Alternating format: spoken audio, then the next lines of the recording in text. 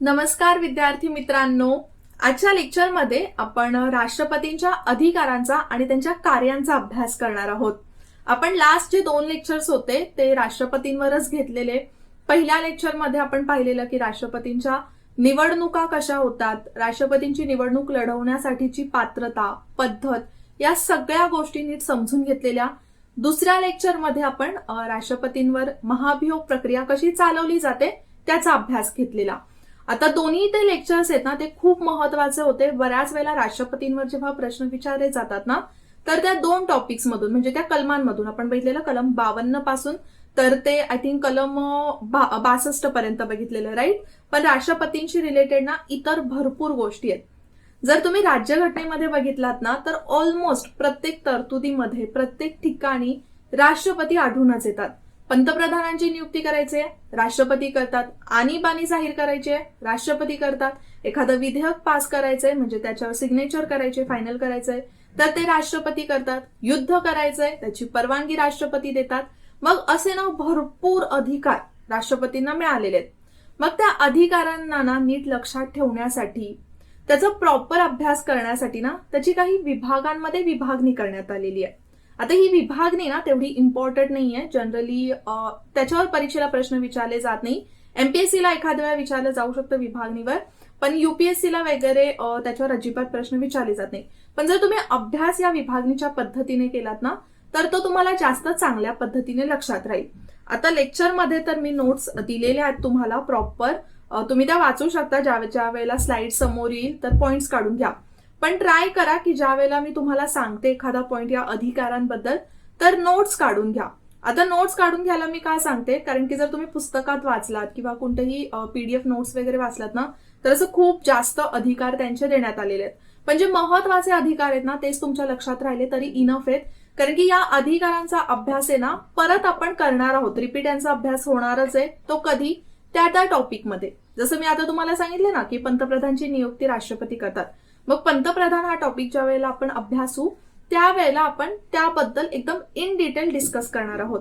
म्हणजे तुम्ही असं म्हणू शकता की आजचं जे लेक्चर आहे ना ते तुमचे भरपूर पुढचे असे लेक्चर्स आहेत ते करण्यासाठी खूप उपयोगाचं ठरणार आहे. ठीक आहे, कारण की राष्ट्रपतींना ऑलमोस्ट राज्यघटनेमध्ये भरपूर असे अधिकार देण्यात आलेले आहेत आणि ते सगळे अधिकार खूप महत्वाचे आहेत. ठीक आहे, मग आता ही विभागणी कशी करण्यात आलेली आहे. सो ना 7 अप्रॉक्सिमेट तुम्ही म्हणू शकता की 7 गटांमध्ये याची विभागणी करण्यात आलेली आहे. सर्वात पहिल्यांदा आपण बघूया की कार्यकारी अधिकार कोणते आहेत. कार्यकारी अधिकार म्हणजेच काय, कोणत्या कार्यांना, कोणत्या अधिकारांना तुम्ही कार्यकारी अधिकार म्हणाल तर असे अधिकार जे कार्यकारी मंडळाशी किंवा मंत्रिमंडळाशी संबंधित आहेत किंवा एखाद्या कायद्याची, धोरणांची अंमलबजावणी करण्याशी संबंधित आहेत तर ते सगळे अधिकार येतात, ते म्हणजे कार्यकारी अधिकार. ओके, तर कार्यकारी अधिकारांमध्ये ना सर्वात पहिला अधिकार काय येईल तुम्हाला माहितीये, तर राष्ट्रपतींना भरपूर असे जे डॉक्युमेंट्स असतात, गव्हर्नमेंटचे डॉक्युमेंट्स, त्याच्यावर साईन करतात. ठीक आहे, म्हणजे कोणत्याही गव्हर्नमेंटला एखादं काम करायचंय, आपल्या सरकारला एखादं काम करायचंय तर त्याच्यावर सिग्नेचर करण्याचा फायनल जो अधिकार आहे तो राष्ट्रपतींना असतो. ठीक आहे, आणि ना राष्ट्रपतींकडून सगळ्या महत्वाच्या नियुक्त्या केल्या जातात. ओके, काय केल्या जातात तर नियुक्त्या. सर्वात पहिली महत्वाची नियुक्ती ते म्हणजे पंतप्रधानांची नियुक्ती ते करतात. ओके, आता आपण बघा तसं तर फक्त म्हणायला इथे राष्ट्रपतींना पंतप्रधानांची नियुक्ती करतात असं दिलेलं आहे, पण जनरली आपल्याकडे एक संकेत पाळला जातो ज्या आपल्या 5 वर्षांच्या सार्वत्रिक निवडणुका होतात तर त्याच्यामध्ये ज्या पक्षाला सर्वात जास्त जागा मिळालेल्या असतात त्या पक्षाच्या नेत्याला पंतप्रधान बनवतात.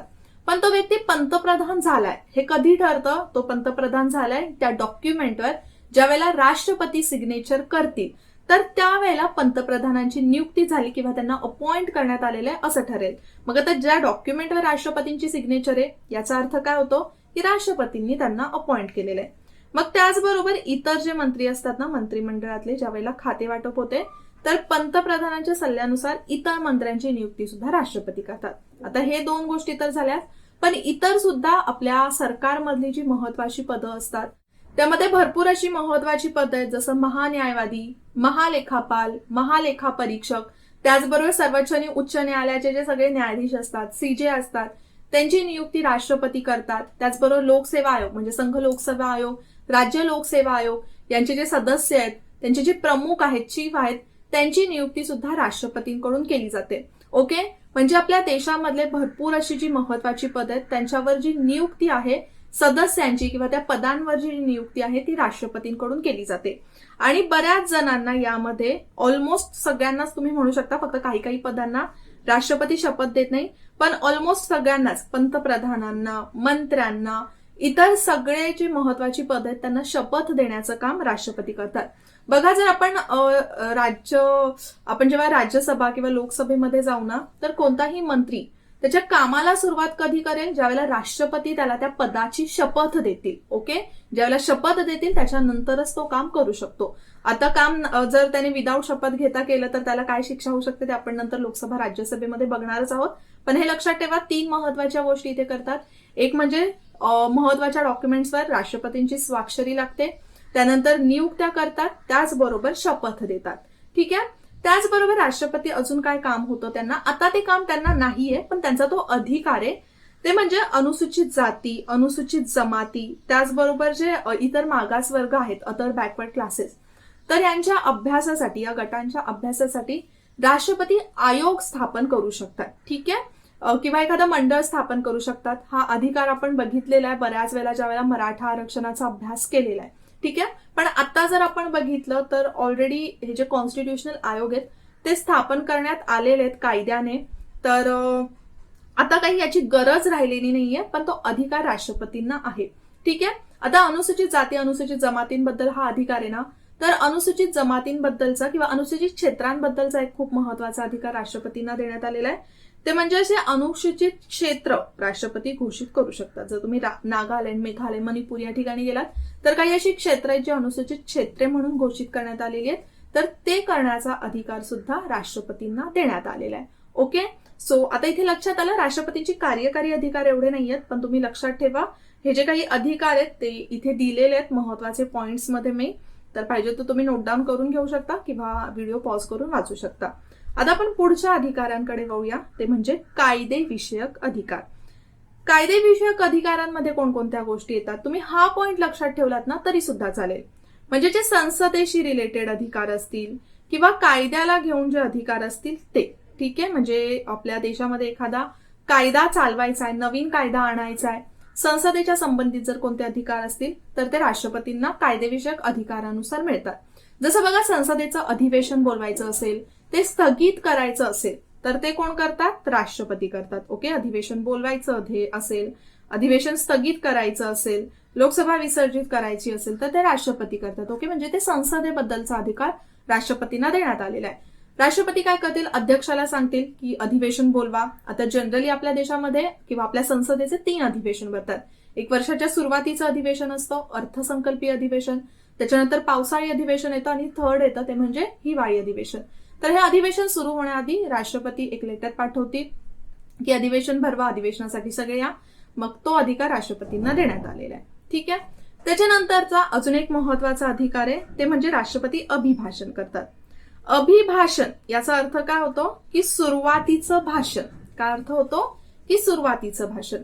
म्हणजेच आता हे अभिभाषण राष्ट्रपती कधी कधी देतात. एक म्हणजे वर्षाच्या सुरुवातीचं जे पहिलं अधिवेशन आहे, म्हणजे आपण कन्सिडर करूया जे बजेटरी अधिवेशन आहे, वर्षाच्या सुरुवातीचं पहिलं अधिवेशन म्हणजे त्यातली जी पहिल्या अधिवेशनाची पहिली बैठक असते. ओके, अधिवेशनाच्या प्रत्येक बैठकीला नाही, त्याची पहिली बैठक असते. आणि त्याचबरोबर ज्यावेळेला लोकसभेच्या आपल्या निवडणुका होतात दर 5 वर्षांनी, त्या निवडणुका होतात सार्वत्रिक निवडणुका, तर त्यावेळेचं जे पहिलं अधिवेशन भरतं त्यातली पहिली बैठक. ओके, तर त्यामध्ये पहिलं अधिवेशन हे राष्ट्रपतींकडून दिलं जातं, म्हणजे अभिभाषणाचा अधिकार आहे. ओके, हे वर्ड्स फक्त तुम्ही लक्षात ठेवलात तरी तुम्हाला सगळे अधिकार एकदम तोंडपाठ होतील. त्याच्यानंतर राष्ट्रपतींना संयुक्त बैठक बोलवण्याचा अधिकार आहे. काय आहे तर संयुक्त बैठक बोलवण्याचा अधिकार. आता संयुक्त बैठकीचा अभ्यास आहे ना, आपण जेव्हा कायद्यांचा अभ्यास करू की कायद्यांची निर्मिती संसदेमध्ये कशी होते, तर त्यावेळेला आपण त्याचा एकदम डिटेलमध्ये अभ्यास करणार आहोत. पण एक बेसिक सांगते की संयुक्त बैठक कधी होते. समजा एखाद्या विधेयकावर, एखाद्या प्रश्नावर, मेनली विधेयकावर जर राज्यसभा आणि लोकसभेमध्ये काही भांडणं झाली, ओके, तर मग ही भांडणं, ही तंटे मिटवण्यासाठी एक प्रॉपर त्यांच्यामध्ये चांगलं डिस्कशन व्हावं ना, त्याच्यासाठी राष्ट्रपती आदेश काढू शकतात की तुम्ही तुमची एक संयुक्त बैठक घ्या. ओके, मग संयुक्त बैठक घेण्याचा अधिकार कोणाला आहे, राष्ट्रपतींना.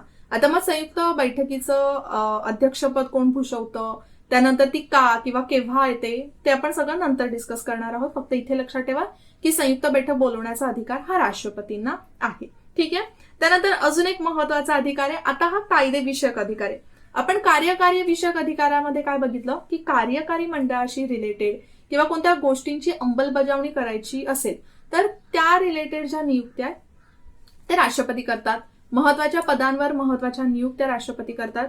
पण अजून महत्वाच्या गोष्टी आहेत ते म्हणजे काही सदस्य नामनिर्देशित केले जातात राष्ट्रपतींकडून. काय केलं जातं तर काही सदस्य नामनिर्देशित केले जातात राष्ट्रपतींकडून. ते म्हणजे राज्यसभेमध्ये काही असे 12 सदस्य म्हणजे त्यामध्ये वैज्ञानिक, साहित्यिक असे स्कॉलर्स लोक येतात. तर त्या स्कॉलर्स लोकांची नियुक्ती राष्ट्रपती करतात राज्यसभेमध्ये. आणि 2 अँग्लो इंडियनची जर गरज लागली तर 2 अँग्लो इंडियनची नावं नामनिर्देशित करतात राष्ट्रपती, ते म्हणजे लोकसभेमध्ये. ओके. मग लोकसभा आणि राज्यसभेबद्दल इथले 2 अधिकार तुम्हाला महत्वाचे समजले. एक म्हणजे संयुक्त बैठक, तसं तर आपण सगळे बघितलं ते संसदेशीच रिलेटेड आहेत, म्हणजे लोकसभा राज्यसभेशीच रिलेटेड आहे. ठीक आहे. त्याच्यानंतर महत्वाचं म्हणजे एखादा जर कायदा विधेयक कायद्यामध्ये रूपांतरित करायचा असेल तर त्यासाठी आधी राष्ट्रपतींची स्वाक्षरी लागते. बघा, जर विधेयक संमत करायचं असेल तर त्याआधी लोकसभेमध्ये, राज्यसभेमध्ये दोन्ही सभागृहांमध्ये ते संमत व्हावं लागतं. पण फक्त दोन्ही सभागृहांमध्ये म्हणजे संसदेमध्ये ते विधेयक संमत झालं याचा अर्थ त्याचं कायद्यात रूपांतर होतं असं नाहीये. त्याचं जर कायद्यात रूपांतर व्हायचं असेल तर राष्ट्रपतींना त्याच्यावर स्वाक्षरी करावी लागेल. आता ज्या वेळेला राष्ट्रपतींकडे विधेयक जातं तर राष्ट्रपतींकडे बरेचसे ऑप्शन्स असतात. एकतर ते त्याच्यावर स्वाक्षरी करू शकतात किंवा ते परत पुनर्विचारासाठी संसदेकडे पाठवू शकतात किंवा त्याला नकार देऊ शकतात किंवा त्यांच्याकडे नकार अधिकार आहे, स्वतःकडे तो विधेयक ठेवू शकतात, ना पाठवू शकत ना स्वाक्षरी करू शकत. तर असे बरेचसे अधिकार विधेयकाच्या बाबतीत राष्ट्रपतींना आहे, तर ते सुद्धा तुम्ही लक्षात ठेवू शकता. ठीक आहे. त्यानंतर महत्वाचं येतं ते म्हणजे राष्ट्रपती अध्यादेश काढू शकतात. अध्यादेश काढू शकतात म्हणजेच काय की समजा दोन्ही सभागृह म्हणजे संसदेचं अधिवेशन सुरू नाहीये आणि एखादा कायदा करण्याची गरज लागली तर राष्ट्रपती अध्यादेश काढू शकतात, ज्या अध्यादेशाला कायद्या इतकंच महत्व प्राप्त आहे. आता या सगळ्या गोष्टींना आपण नंतर एकदम छानपैकी डिस्कस करणार आहोत. आता सध्या फक्त एवढ्याच गोष्टीकडे फोकस करा की राष्ट्रपतींचे अधिकार आहेत. ठीक आहे. आणि त्याचबरोबर बघा, कधी कधी राज्य विधिमंडळाने संमत केलेला एखादं विधेयक असेल ते सुद्धा राज्यपाल राष्ट्रपतींकडे पाठवतात, तर त्याला सुद्धा संमती द्यायची की नाही द्यायची ते ठरवण्याचा अधिकार सुद्धा राष्ट्रपतींना देण्यात आलेला आहे. ओके. सो इथे कायदेविषयक अधिकार आय होप तुम्हाला सगळे नीट समजले असतील. हे सगळे अधिकार जे आहेत ते कायदेविषयक आहेत, तुम्ही पाहिजे तर इथे बघू शकता. ओके. सगळे महत्वाचे अधिकार आहेत, नीट लक्षात ठेवा.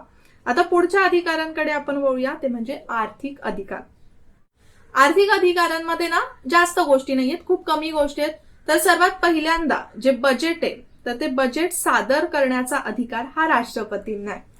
आता तुम्ही म्हणाल मॅम आम्ही तर दरवर्षी बघतो की जे बजेट आहे ते तर वित्त मंत्र्यांकडून सादर केलं जातं, राष्ट्रपती कसे करतात? तर बघा, राष्ट्रपतींना आपण बघतोय ना ही सगळी कामं दिलेली आहेत, भरपूर कामं आहेत राष्ट्रपतींकडे. पण मग सगळी कामं राष्ट्रपती करतात का? नाही. राष्ट्रपतींनी त्यांची ही कामं करण्यासाठी काही लोकांना नियुक्त केलेलं आहे आणि ती लोक ही काम करतात आणि मग ती लोक फक्त काय करणार की फायनलायझेशनसाठी हे राष्ट्रपतींकडे पाठवणार. म्हणजेच राष्ट्रपतींना सांगितलेलं आहे की तुम्ही जे वित्तीय विवरणपत्र आहे ज्याला आपण बजेट म्हणतो, अंदाजपत्रक म्हणतो, ठीक आहे, तर हे तुम्ही सादर करा. पण राष्ट्रपती तर सादर करणार नाही, राष्ट्रपती कुठे अभ्यास करत बसतील त्याचा. मग त्याच्यासाठीच वित्त मंत्र्यांची नियुक्ती केली जाते आणि वित्त मंत्री ते विधेयक सादर करतात, बजेट सादर करतात. ठीक आहे. त्याच्यानंतर महत्वाचा अधिकार आहे राष्ट्रपतींना, ते म्हणजे ज्यावेळेला बजेट सादर होतं त्याच्यानंतर ना अनुदानाची मागणी केली जाते. बघा, बजेटमध्ये भरपूर गोष्टी, भरपूर योजना ठरवल्या जातात, मग त्याच्यासाठी पैसा लागतो, मग त्या पैशासाठी अनुदान लागतं, मग त्या अनुदानाची मागणी सुद्धा राष्ट्रपतीं थ्रूच केली जाते, म्हणजे आधी त्यांची संमती लागते. ओके. त्याचबरोबर जे वित्त विधेयक आहे, जे अर्थ विधेयक आहे, तर अर्थ विधेयक संसदेमध्ये मांडण्याआधी राष्ट्रपतींची संमती लागते. अर्थ विधेयकानंतर अजून एक महत्वाची गोष्ट आहे राष्ट्रपतींच्या बाबतीत अर्थासंबंधी, ते म्हणजे बघा, कधी कधी आपल्या देशामध्ये खूप अशा मोठ्या मोठ्या घटना घडतात, डिझास्टर येतात, मग अचानक ना पैशांची गरज लागते. मग या पैशांची गरज भागवण्यासाठी ना आपल्या सरकारच्या तिजोरीमध्ये एक निधी ठेवण्यात आलेला आहे, त्याला म्हटलं जातं आकस्मिक निधी. ओके. संचित निधी आहे, आकस्मिक निधी आहे. तर या आकस्मिक निधीमधून जर पैसा खर्च करायचा असेल त्याची परवानगी सुद्धा राष्ट्रपती देतात. आणि सर्वात महत्वाचा मोठा अधिकार आहे ते म्हणजे राष्ट्रपती दर 5 वर्षांनी वित्त आयोगाची स्थापना करतात. वित्त आयोग म्हणजेच काय, फायनान्स कमिशन. याचा आपण इकॉनॉमिक्समध्ये एकदम डिटेलमध्ये अभ्यास केलेला आहे. तर फायनान्स कमिशनची स्थापना का करतात, तर बघा आता तर जीएसटी आलेलं आहे, पण प्रत्येक राज्य, केंद्र यांच्याकडून आपल्याकडून टॅक्सेस गोळा केले जातात. लोकांकडून वेगवेगळ्या सोर्सेस थ्रू टॅक्सेस गोळा केले जातात. मग राज्य काय करतं, त्यांचं जे टॅक्स गोळा केलेलं आहे ना ते केंद्राला पाठवतं. मग इथे असं होऊ शकतं ना की केंद्र एखाद्या राज्याला कमी त्यातला वाटा देऊ शकतो, एखाद्या राज्याला जास्त वाटा देऊ शकतं. मग त्याच्यासाठीच ना वित्त आयोग स्थापन करण्यात आलेलं आहे की केंद्राने राज्यांना, केंद्रशासित प्रदेशांना किती तो वाटा दिला पाहिजे ते सगळं मेन्शन करण्यात येतं वित्त आयोगाच्या शिफारसींमध्ये. ठीक आहे, आणि त्यासाठीच राष्ट्रपती वित्त आयोगाची स्थापना करतात. ओके, सो इथे आपण आर्थिक अधिकार बघितलेले. पुढे आपण बघूया न्यायिक अधिकार. न्यायिक अधिकार म्हणजेच काय, तर न्याय विषयक राष्ट्रपतींना कोणकोणते अधिकार मिळालेले आहेत. सर्वात महत्वाचा अधिकार ते म्हणजे राष्ट्रपती CJI किंवा जे इतर न्यायाधीश आहेत त्यांची नियुक्ती करतात. ओके, तर हे काय आलं, न्यायाशी रिलेटेड आहे, न्याय मंडळाशी रिलेटेड आहे. तो एक महत्वाचा अधिकार आला त्यांच्या बाबतीत. जे महत्वाची पदं आहेत न्यायविषयक त्यांवर त्यांची नियुक्ती करतात. ठीक आहे, त्याचबरोबर ना राष्ट्रपतींना क्षमादानाचा अधिकार मिळालेला आहे. कसला अधिकार मिळालेला आहे, तर क्षमादानाचा अधिकार. याच्या रिलेटेड कलम लक्षात ठेवा, कलम 72 मध्ये राष्ट्रपतींच्या क्षमादानाबद्दल माहिती दिलेली आहे. क्षमादान म्हणजेच काय, तर समजा एखाद्या व्यक्तीला शिक्षा झालेली आहे तर ती शिक्षा सौम्य करायची किंवा पूर्णपणे रद्द करायची, कमी करायची. या प्रकारे ना राष्ट्रपती एखाद्या गुन्हेगाराला, म्हणजे जो अटक आहे, ज्याला फाशीची शिक्षा वगैरे होणार आहे, तर त्या व्यक्तीची शिक्षा कमी वगैरे करू शकतात. तर हा असा अधिकार, क्षमादानाचा अधिकार राष्ट्रपतींना देण्यात आलेला आहे. बघा, क्षमादानाचा जो अधिकार आहे ना तो राज्यपालांना सुद्धा आहे, राष्ट्रपतींना सुद्धा आहे. पण जर आपण कंपॅरिझन केलं तर राष्ट्रपतींना जो क्षमादानाचा अधिकार मिळालेला आहे तो राज्यपालांपेक्षा थोडासा वास्ट आहे. ओके, सो इथे तुम्हाला समजलं न्यायिक जे अधिकार आहेत ते राष्ट्रपतींना कोणकोणते मिळालेले आहेत. एक म्हणजे न्यायाधीशांची नियुक्ती राष्ट्रपतींकडून केली जाते आणि राष्ट्रपतींना त्याचबरोबर क्षमादानाचा अधिकार देण्यात आलेला आहे. त्याच्यानंतर परराष्ट्र संबंध विषयक अधिकार राष्ट्रपतींना देण्यात आलेले आहेत. परराष्ट्र विषयक संबंध म्हणजेच काय, तर राष्ट्रपती काय करतात की इतर देशांशी आपले जे संबंध आहेत त्याच्याशी रिलेटेड हे अधिकार आहेत. त्यालाच आपण डिप्लोमॅटिक अधिकार असं सुद्धा म्हणू शकतो. काय तर डिप्लोमॅटिक अधिकार. तर आता राष्ट्रपती काय करतील की राष्ट्रीय आंतरराष्ट्रीय मंचावर भारताचे प्रतिनिधित्व करतात. आंतरराष्ट्रीय मंचावर भारताचे प्रतिनिधित्व करतात म्हणजेच काय, जर समजा एखाद्या देशाबरोबर आपल्याला एखादा करार साईन करायचा असेल, ट्रिटी साईन करायची असेल, आपण तर जनरली बघतो की जे विदेशी दौरे असतात ते जनरली जे विदेश मंत्रालय आहे किंवा आपले जे पंतप्रधान आहे त्यांच्याकडून घेतले जातात, त्यांच्याकडून काही करार केले जातात. पण ते करार तेव्हाच फायनल होतील ज्या वेळेला राष्ट्रपती त्याच्यावर सिग्नेचर करतील. ठीक आहे, तर इथे महत्वाचा हा पॉईंट लक्षात ठेवा. बघा, राष्ट्रपती हे आपल्या देशाचे नामधारी अधिकारी आहेत. नामधारी अधिकारी आहेत याच्यावरूनच आपल्याला काय समजतो की आपल्या देशाचा कारभार हा त्यांच्या नावाने चालणार आहे. मग देशाशी रिलेटेड कोणताही जर कारभार चालवायचा असेल तर त्या डॉक्युमेंट्सवर राष्ट्रपतींची सिग्नेचर असणं गरजेचं आहे. ठीक आहे, मग ते कायद्यांच्या बाबतीत आलं त्यावेळेला ते कायदेविषयक अधिकारांमध्ये गेलं, ज्यावेळेला कार्यकारी मंडळाच्या बाबतीत आलं त्यावेळेला ते कार्यकारी मंडळामध्ये गेलं, आणि ज्यावेळेला परराष्ट्र विषयक जे काही करार वगैरे होतील, अग्रीमेंट्स होतील, तर त्याच्यासाठी मग ते डिप्लोमॅटिक अधिकार आले. ठीक आहे, त्याचबरोबर राष्ट्रपतींना राजदूत आणि राजनैतिक अधिकारी जे आहेत इतर देशांमध्ये ते सिलेक्ट करतात किंवा ते नियुक्त करतात. आता राजदूत म्हणजेच काय, तर यांना आपण बऱ्याच वेळेला अँबॅसिडर म्हणून ओळखतो किंवा हाय कमिशनर म्हणून सुद्धा ओळखतो. ठीक आहे, तर हाय कमिशनर म्हणजे दुसऱ्या देशांमध्ये. बघा, आता राजदूत आपण का दुसऱ्या देशांमध्ये पाठवतो, आता जनरली आपण बघितलं तर आपले जे विदेश मंत्री आहेत ते प्रत्येक वेळेला तर त्या देशामध्ये राहणार नाहीयेत ना. काही जर आपल्या इंटरनॅशनल ट्रिटी बद्दल काही बोलायचं असेल, काही पॉलिसीज बद्दल बोलायचं असेल तर ना आपला एक राजदूत त्या देशामध्ये ठेवला जातो. ओके, जर त्या देशामध्ये आपले जर कोणते नागरिक राहतात तर ते प्रॉब्लेम सॉल्व्ह करण्यासाठी इतर कोणतीही जी इंटरनॅशनल गोष्ट असेल तर त्याच्या संबंधित एक राजदूत त्या देशामध्ये ठेवला जातो. ठीक आहे, आणि हा जो राजदूत आहे तो IFS अधिकारी असतो, इंडियन फॉरेन सर्व्हिसेस मधला. ठीक आहे, सो हे लक्षात ठेवा. आणि हा राजदूत राष्ट्रपतींकडून नियुक्त केला जातो. त्याचबरोबर इतर देशाचा जो राजदूत आहे तो जर आपल्या देशामध्ये असेल तर त्याच्यासाठी सुद्धा राष्ट्रपतींची मान्यता आवश्यक असते. ठीक आहे, की हा राजदूत या देशाचा आपल्या देशामध्ये राहू शकतो. ठीक आहे, आता जनरली राजदूत काय करतं, तर बघा जर तुम्ही बघितलात ना, तर विजा देण्याचं काम राजदूत किंवा जे एम्बॅसी ऑफिस असतं, आपण बघतो प्रत्येक देशाची एम्बॅसी असते आपल्याकडे, तर ते एम्बॅसी ऑफिस काय करतं की आपल्याला त्यांच्या देशामध्ये फिरण्याचा विजा देतो. मग तो विजा कोणत्याही प्रकारचा असू शकतो. ठीक आहे, त्याचबरोबर त्या देशामध्ये राहणारे जे आपले नागरिक आहेत, तर त्यांना काही प्रॉब्लेम्स येत असतील किंवा त्यांना डिपोर्ट करायचं असेल, तर ते काम सुद्धा आपलं राजदूत म्हणजेच एम्बॅसी करत असते. ओके, सो हे परराष्ट्र विषयक अधिकार झाले. मग आता आतापर्यंत आपण कोणकोणते अधिकार बघितले? कार्यकारी अधिकार, कायदेविषयक अधिकार, त्याच्यानंतर आर्थिक, न्यायिक आणि परराष्ट्र विषयक अधिकार. आता आहे सैन्य विषयक अधिकार. सैन्य विषयक अधिकार सुद्धा महत्वाचे आहेत. बघा तुम्ही ना बऱ्याच वेळेला काही देशांमध्ये असं ऐकत असाल की पंतप्रधानांना मारलं किंवा प्रेसिडेंटला मारलं आणि त्या देशामध्ये आता लष्कर आलेलं आहे आणि लष्कर राज्य करते. पण बघा जे लष्कर ज्या देशामध्ये राज्य करतं ना, तिथे एकदम परिस्थिती वाईट होते. एक प्रकारे तिथे डिक्टेटरशिप होते, तानाशहा आपण म्हणतो ना, ते होऊन जातं. आपण बऱ्याच वेळेला पाकिस्तानमध्ये बघतो की असं झालेलं आहे आणि भरपूर वेळेला ते ट्राय सुद्धा केलं जातं. ऑलमोस्ट प्रत्येक प्राईम मिनिस्टरच्या वेळेला पाकिस्तानमध्ये तसं झालेलं आहे. पाकिस्तानमध्ये आतापर्यंत 8 वेळेला, हे लक्षात ठेवा, 8 वेळेस तिथे लष्करी ताबा आलेला आहे, म्हणजे आर्मीचा ताबा आलेला आहे. ठीक आहे, सो हे लक्षात ठेवा. मग लष्करावर पूर्णपणे नियंत्रण सुद्धा कोणाचं असतं? राष्ट्रपतींचं. एक म्हणजे तिन्ही जे दल आहेत आपल्याकडे, नेव्ही, आर्मी, त्याचबरोबर एअरफोर्स, तर यांचे जे सरसेनापती आहेत ते राष्ट्रपती असतात. ओके, तिन्ही सेना दलांचे प्रमुख हे राष्ट्रपती असतात. मग त्याच्याशी रिलेटेड जर कोणते डिसिजन घ्यायचे असतील तर राष्ट्रपती घेतात. म्हणजे समजा सैन्याला युद्ध करायचंय, युद्ध थांबवायचंय, अणुबॉम्ब हल्ले करायचे, जे काही करायचंय, तर ज्या वेळेला राष्ट्रपती आदेश काढतील कोणाहीसाठी, एअरफोर्ससाठी, आर्मीसाठी, तर ते आदेश आपल्या लष्कराला ऐकावेच लागतील. ठीक आहे, सो हे लक्षात ठेवा. हे महत्वाचं एक प्रकारे इथे. त्याच्यामुळे काय होतंय की लष्करावर वगैरे बंधनं येतात आणि लष्करावर अशा प्रकारची थोडीफार बंधनं असली पाहिजेत, कारण की जर आर्मी राज आलं तर आपल्या देशाची परिस्थिती खूप वाईट होऊ शकते. आपण भरपूर ठिकाणी मालदीव्समध्ये रिसेंटली असं झालं होतं. तर ह्या काही छोटे छोटे पॉइंट्स आहेत एक्झाम्पल इतर देशांच्या, ते लक्षात ठेवू शकता. शेवटचा जो अधिकार आहे ते म्हणजे आणीबाणी विषयक अधिकार. ज्यावेळेला आणीबाणीचा आपण अभ्यास करू त्यावेळेला याचा अभ्यास करणारच आहोत. तर देशामध्ये 3 प्रकारची आणीबाणी घोषित केली जाऊ शकते आणि त्या तिन्ही प्रकारच्या आणीबाणी घोषित करण्याचा अधिकार हा राष्ट्रपतींना आहे. त्यामध्ये राष्ट्रीय आणीबाणी आहे किंवा राष्ट्रपती राजवट असू देत, आर्थिक आणीबाणी आहे. ठीक आहे, आता याचा डिटेलमध्ये अभ्यास आपण आणीबाणीमध्ये करणार आहोत. आता मी तुम्हाला काही सांगत नाहीये, काही कलम मेन्शन केलेली पाहिजे तर ती तुम्ही लक्षात ठेवू शकता. ठीक आहे, तर आणीबाणी लावण्याचा अधिकार राष्ट्रपतींना आहे.